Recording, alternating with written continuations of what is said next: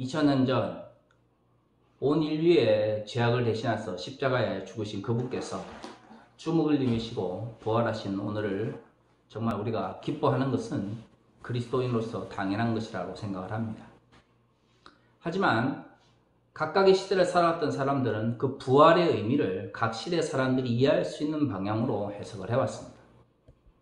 바울의 신학에서 십자가의 신학이 중요한 것은 그 당시 로마 사람들에게 있어서 십자가라고 하는 것이 부끄러움과 멸시의 대상이었기 때문입니다. 하지만 예수께서는 굳이 그 멸시와 부끄러움의 대상인 십자가에서 죽으심으로 당신의 구속의 사역을 이루셨습니다.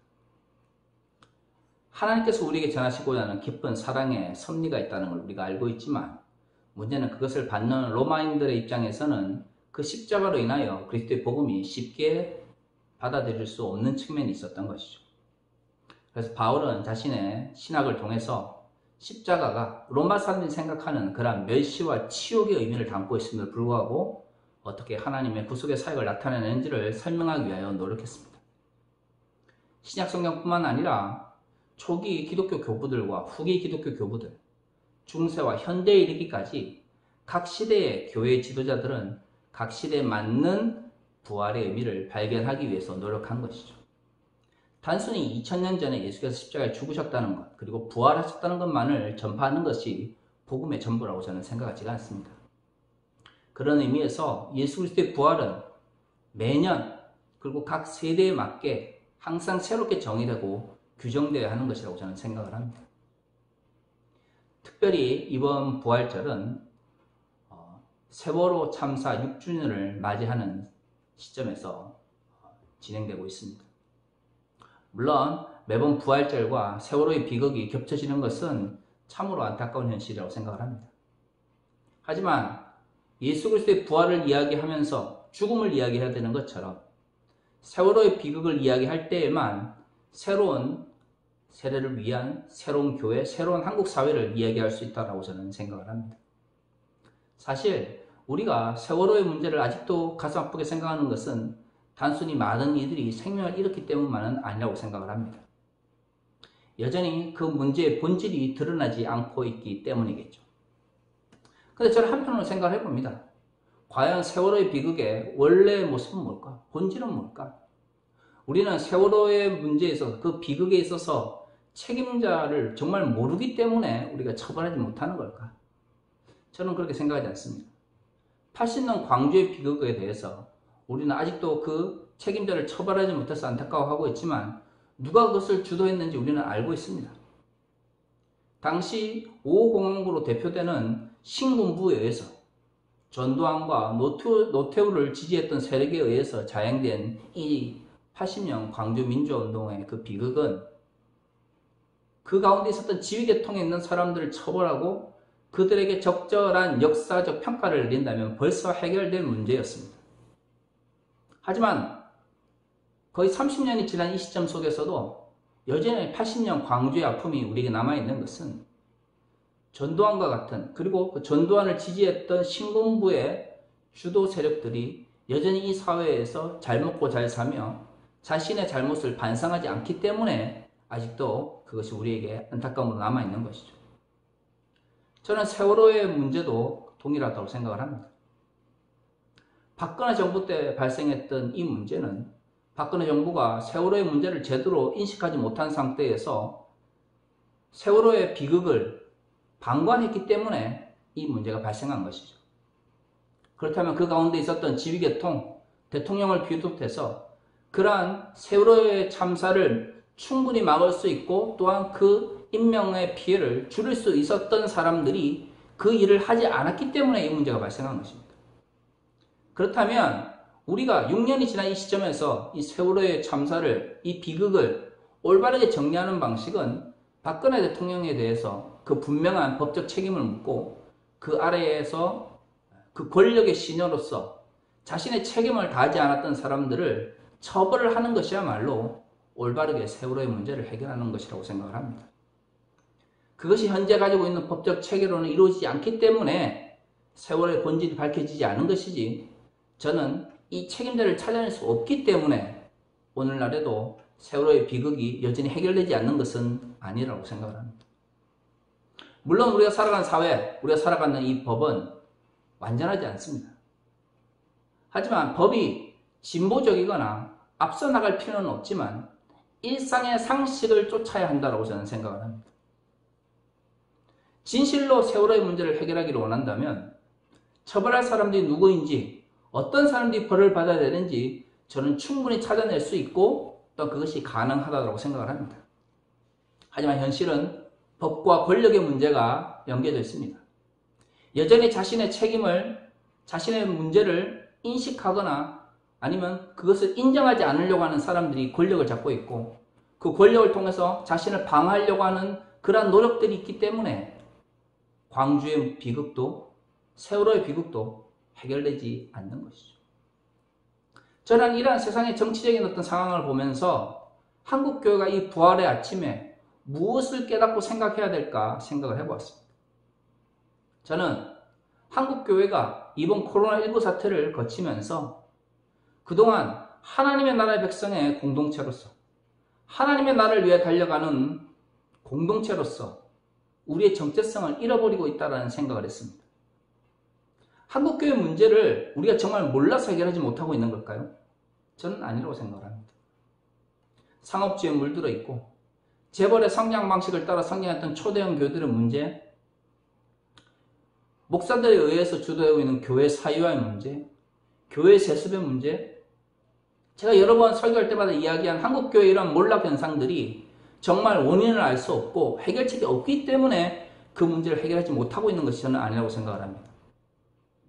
너무나 많은 이익을 누리고 있고 교회가 하나님의 나라의 공동체가 아니라 하나님의 나라의 백성의 공동체가 아니라 이익 집단화 되어가고 있기 때문에 하지만 그 이익과 그 기득권을 놓으려고 하는 마음이 없기 때문에 아니 놓기에는 너무나 현실에 누릴 수 있는 많은 것들이 달콤하기 때문에 그 유혹으로부터 자유롭지 못한 것이라고 생각을 합니다.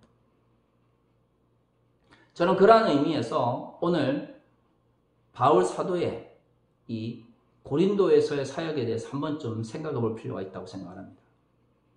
왜냐하면 오늘은 바울 사도가 했던 제2차 전도 여행을 통해서 그의 목회적 가치가 잘 드러나고 있기 때문이죠. 오늘 본문을 보면 사도행전을 기록한 저자는 바울이 고린도에서 생업을 하면서 복음을 전했다라고 이야기를 합니다. 다시 말해 평일에는 생업, 텐트를 만드는 거죠. 천막을 만든 일을 하면서 그 가운데 만났던 사람들과 함께 복음을 전했다는 걸 알 수가 있죠. 그럼 평일에는 천막을 만들면서 생업에 집중을 했다면 그러면 안식일에는 무엇을 했을까요? 그렇죠. 회당에 들어가서 복음을 전했습니다. 그러니까 바울이 목회를 했다, 복음을 선포했다라고 이야기할 때 일주일 내도록 길거리를 돌아다니면서 아니면 한국의 몇몇 근본주의 신앙을 가지신 분들처럼 버스나 지하철에 타서 그냥 예수천국 불신지옥 몇 마디 외치고 내디는 그런 방식이 아니라 평일에는 천막을 만들며 자신의 생계를 스스로 해결하고 안식일에는 회당에 나가서 예수가 그리스도라는 것을 전했다는 것을 오늘 사도행전은 우리에게 말하고 있습니다. 사실 이런 목회라고 하는 개념, 이런 사도행전이 전하고 있는 목회 개념이 오늘날 한국교회는 굉장히 낮습니다. 왜냐하면 우리는 가톨릭 교회의 중세의 모순을 이야기하고 중세의 잘못을 이야기하면서 그런 가톨릭 교회의 중세적 잘못을 반복하고 있기 때문이죠. 오늘날 보수적인 교단을 중심으로 목사들의 이중직에 대한 문제들이 굉장히 뜨겁습니다. 저는 현실 속에서 목회자들이 자신의 생업을, 자신의 생계를 책임지지 못하는 교단적 현황 속에서 이중직이 당연히 허락되어야 된다고 생각을 합니다. 문제는 나름 교회 목회를 통해서, 즉 교회만의 목회를 통해서 자신의 생계를 유지할 수 있는 목사님들이 이러한 행위에 대해서 믿음이 없는 이시라고 자꾸 주장을 한다는 것이죠. 근데 저는 참 그게 웃기다고 생각을 하는 게 지금 어느 정도 자리를 잡은 목사님들, 흔히 말하는 중소형 교회를 벗어난 대형교회 목사님들, 초기에는 그분들은 일을 안 하셨나요? 그렇게 이야기하실 거예요. 맞아요. 하나님을 바라보면서 일을 하지 않았습니다. 그런데 우리는 잘 압니다. 70년대, 80년대 한국교회 목사님들, 개척교회 하셨던 목사님들 대부분 목회를 하면서 생계를 책임질 수 없을 때 누가 그 가정을 책임졌습니까? 누가 목회자의 가정을 책임졌나요? 사모님들이 일하셨죠. 아마 이것은 부인할 수 없을 겁니다. 우리는 목사님들이 일하지 않은 것은 하나님 나라를 위해서 목회만 전념했다고 이야기를 하는데 사모님들이 그 가정의 생계를 책임져서 일한 것에 대해서는 노동의 가치를 인정하지 않습니다. 모순이지 않나요? 사실 제 주변에도 그런 분들 많습니다. 말씀을 이렇게 이야기하시죠. 오직 믿음으로 하나님 나라를 위해서 일합니다. 저는 경제적인 것보다 하나님 나라의 가치를 더 추구합니다. 문제는 그분은 그렇게 살아가세요. 그분은 하나님 나라의 가치를 쫓아가시고 경제적인 문제에 대해서 신경 안 쓰시는데 문제는 그 가정이 고통을 받고 사모님들이 일하시고 그 주변에 가족들이 그분 대신해서 생계를 책임지는 거죠. 아니면 그를 도와주는 친구나 아니면 주변의 지인들의 도움을 받으며 살아갑니다. 본인이 생계를 책임지지 않으면서 주변 사람들이 그것에 대해서 피해를 주면서 그분들은 이야기하시죠. 경제적인 것에 얽매이지 않고 하나님 나라를 위해서 달려간다고. 70년대, 80년대는 어땠을까요? 더했으면 더했지 덜하지 않았습니다. 물론 그때는 지금보다 교회 성장률이 높았기 때문에 초기에 어느 정도 고생을 하면 교회가 자리를 잡았습니다. 하지만 그러지 않은 교회도 많았죠. 많은 개척교회들은 오랜 기간 동안 목사님들이 자신의 생계를 책임질 수 없었기 때문에 사모님들이 다 일하셨어요. 아니면 그 가족들이 일을 하거나. 그것을 놓고 지금 21세기를 살아가는 목회자들 중에 이중직을 하지 않으면 생계를 책임질 수 없는 사람들을 향해서 과거에 사모님들에게 생계를 책임지게 했던 그 목사님들이 무책임하게 이중직은 하나님의 나라의 방식이 아니다라고 말하는 것은 그것은 정말 개구리가 올챙이적 생각을 못하는 것이죠. 저는 이러한 이야기를 하시는 분들이 굉장히 가부장적인 사고방식 속에 자기 자신을 가두고 있기 때문이라고 생각을 합니다. 다시 말해 남자가 일을 해야만 그것이 경제적인 활동이고 여성이 일하는 것은 경제적 활동이 아니라고 생각하는 거죠. 그러니까 사모님들이 경제를 다 책임짐에도 불구하고 자기 자신은 하나님 나라를 위해서 달려왔다고 이야기를 하는 것입니다. 지금 21세기에 그런 남성 중심적인 사고방식이 정말 한국 교회를 위해서 도움이 된다고 생각을 하시나요? 저는 보수적인 교단들이나 근본주의적 교단들이 목회자 이중직에 대해서 부정적으로 생각을 하고 교단이 정말 책임져주지 않으면서 무조건 일하지 못하게 하는 것, 세속의 일을 하지 못하게 하는 것에 대해서 부정적으로 말하는 것에 대해서 분노를 느낍니다. 그것은 무책임한 것이고 그것은 말 그대로 남성 중심적인 사고방식인 것이죠. 한국교회가 그런 사고방식 속에서 목회를 정리하고 목회를 바라봅니다. 하지만 우리가 존경하는 사도 바울은 그런 식으로 복음을 전하지도 그런 식으로 목회를 하지도 않았습니다. 바울은 일주일 내도록 교회에 박혀 있으면서 교회 건물을 유지하는 것을 목회라고 생각하지도 않았고요. 평일에는 자신의 생활을 위해서 스스로 돈을 벌면서도 회당에 나가 복음을 전하는 것을 하나님 나라의 선포라고 생각을 했습니다. 실제로 1, 2차 전도여행을 살펴보면 바울의 대부분의 사역은 평일에는 일을 하고 안식일에는 회당에 나가 복음을 전하는 것이 그의 역할이었어요. 우리는 바울의 이러한 모습을 보면서 그가 생업을 위해서 목회를 포기했다든가 목회에 좀 더 집중을 했어야 됐다고 말하지 않습니다. 왜죠? 우리는 바울의 사역을 통해서 하나님 나라가 확장되어 갔다는 걸 알고 있기 때문이죠. 다시 말해 목회라고 하는 것은 하나님의 나라를 확장시켜 나가는 과정이고요. 그것을 위해서 다양한 일들을 우리는 목회라고 부르는 것입니다. 유형적인 교회 건물, 유형적인 교회 제도를 유지하고 그 가운데서 목회자들이 생계를 유지하는 것이 목회가 아니라는 것이죠. 만약 그것이 목회라면 그것은 목회가 아니라 예수를 팔아 종교를 팔아 먹고 사는 종교 장사꾼들입니다. 종교개혁 시대를 봅시다. 루터는 성례전과 하나님의 말씀이 선포되는 곳이 곧 교회라고 했습니다. 깔뱅도 하나님의 말씀이 바르게 선포되어지고 성례전이 올바르게 거행되는 그곳이 교회라고 이야기했습니다. 우리가 존경하는 종교개혁자들은 단 한 번도 교회를 규정함에 있어서 교회 건물이 어느 정도 크기가 돼야 되고 목사들이 그것을 통해서 먹고 살 수 있느냐 아니냐 아니면 교회에 사람들이 얼마나 모여야 되느냐를 놓고 교회를 규정한 적이 없습니다. 오늘 한국교회가 코로나19 사태에도 불구하고 회중예배 집착하고 그럼에도 불구하고 스스로 반성하지 않는 모습들은 교회론이 기본적으로 왜곡되어 있기 때문이죠. 종교교육의 가치를 쫓는다고 이야기를 하지만 종교교육자들이 교회를 어떻게 규정했는지에 대해서 관심을 가지지 않기 때문에 오늘 한국교회가 특히 근본주의적 성향이 강한 교회일수록 더 사회적 영역으로부터 시민사회 영역으로부터 비판을 받고 있는 것입니다. 바울 역시도 자신의 세계관 속에서 한계를 가지고 있었습니다. 오늘 본문을 보면 바울이 회당에서 복음을 전할 때에 유대인들이 나타나서 유대적 사고방식을 강요할 때 바울이 분노하면서 이제는 복음이 비유대인들에게로 넘어갈 것을 이야기하는 것이죠. 그 말은 제가 여러 번 이야기를 했지만 바울이 1, 2차 전도, 특히 2차 전도행 초반까지만 하더라도 복음의 선포라고 하는 것이 비록 비유대인들도 들을 수는 있지만 유대인을 중심으로 복음의 선포가, 복음의 전파가 이루어진다라고 생각을 하고 있었다는 것입니다. 바울 역시도 유대인들이 적극적으로 복음을 반대하는 모습을 보면서 오늘 우리가 읽은 본문을 통해서 알 수 있는 것처럼 이제는 유대인들을 위한 복음이 아니라 비유대인들을 위한 복음의 선포로 나아가고 있는 것이죠.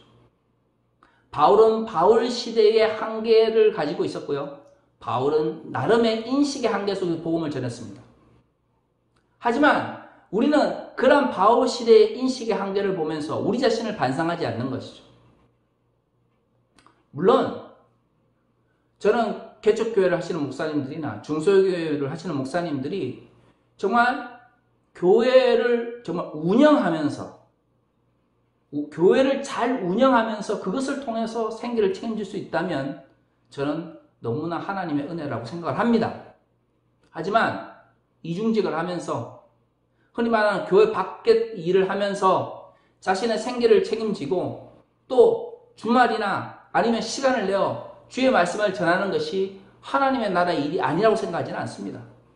목회라고 하는 것이 일주일 내내 교회에만 있어야만 목회가 되는 것은 저는 아니라고 생각을 합니다. 만약에 그것이 목회라면 그것은 우리가 가지고 있는 교회론의 잘못된 왜곡이고요. 우리가 교회를 잘못 생각하고 있기 때문에 생기는 현상이죠. 만약에 그러한 관점으로 바울의 사역을 바라본다면 바울은 믿음이 없이 평소에 생업에 종사한 그러한 사람일 수밖에 없습니다. 하지만 우리는 그렇게 생각하지 않습니다. 왜 바울 시대에는 평일에 생업을 책임지면서 회당에 나가 복음을 전했던 바울을 우리는 비판하지 않으면서 왜 우리는 21세기에 이중직을 하면서 자신의 생업을 스스로 책임지는 목사님들을 향하여 교단이나 근본주의적인 그리스도인들은 비난하고 그들을 외면하려고 할까요? 저는 이러한 이중적인 사고방식이 한국교회를 몰락으로 이끌고 있다고 생각을 합니다. 스스로든 하나님의 일을 한다고 이야기하지만 다른 누군가가 경제적인 문제를 해결해 줬기 때문에 지금의 대형교회든 아니면 나름 독립적인 교회를 운영하시는 분들이 이제 본인들이 먹고 살만해졌다고 해서 새로운 시대를 살아가는 어려운 가운데 있는 목회자들이 일을 하는 것에 대해서 본인들과 다른 목회적 방향으로 나아가는 것에서 비판을 한다면 그것은 목회가 아니라 자신만의 왕국을 이루려고 하는 종교 지도자일 뿐입니다. 저는 하나님의 나라를 위하여 달려가는 것이 목회라고 생각을 합니다. 24시간 교회에 처박혀 있는 것이 목회라고 생각하지 않습니다. 우리의 삶을 통하여 우리의 선포를 위해서 우리의 선포를 통해서 하나님의 나라가 확장되고 그들을 통해서 예수 그리스도의 말씀이 선포되어진다면 그 공간이 목회이고요. 그 공간이 교회일 수가 있는 것이죠. 바울은 그것을 잘 보여줍니다. 부활의 아침을 맞이하면서 우리 스스로 가지고 있는 잘못된 인식과 왜곡된 생각들이 하나님의 나라를 제한하고 예수 그리스도의 사역을 가로막지 않은지 들어봤으면 좋겠습니다. 이 사회가 가지고 있는 한계를 보면서 어쩔 수 없다라고 말을 해버리면 안 됩니다. 80년 광주의 비극을 세월호의 비극을 해결할 수 없다라고 그냥 현실 속에서 내버려 두면 안 됩니다. 우리가 할 수 있는 최선을 다해 이 문제를 해결하기 위해서 그리고 거기에 책임 있는 정치인들을 심판하기 위해서 그리고 법적으로 처벌하기 위해서 노력을 해야 됩니다. 그렇다면 한국교회는 어떤가요? 왜곡된 한국교회 목회, 왜곡된 한국교회 교회론을 보면서 어쩔 수 없다라고 이야기하는 것은 그것은 아무런 도움이 되지 않습니다. 잘못된 교회론을 바꾸고 올바른 목회에 대한 가치관을 정립하는 것이고, 그리고 그것을 위하여 주장하고 외치고 그것을 반대하는 사람들과 싸우기 위하여 노력하는 가운데서 하나님의 나라는 더욱더 확장되어지고 올바른 가치가 선포될 수 있는 것입니다.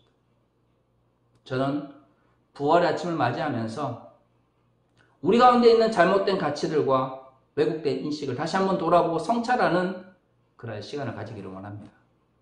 그것이야말로 진정 한국 교회를 회복하는 길이며, 왜곡된 목회관을 바로잡는 것이며, 왜곡된 정치 세계를 바르게 만들어가는 첫 번째 길이라고 저는 생각을 합니다. 다시 기도하겠습니다.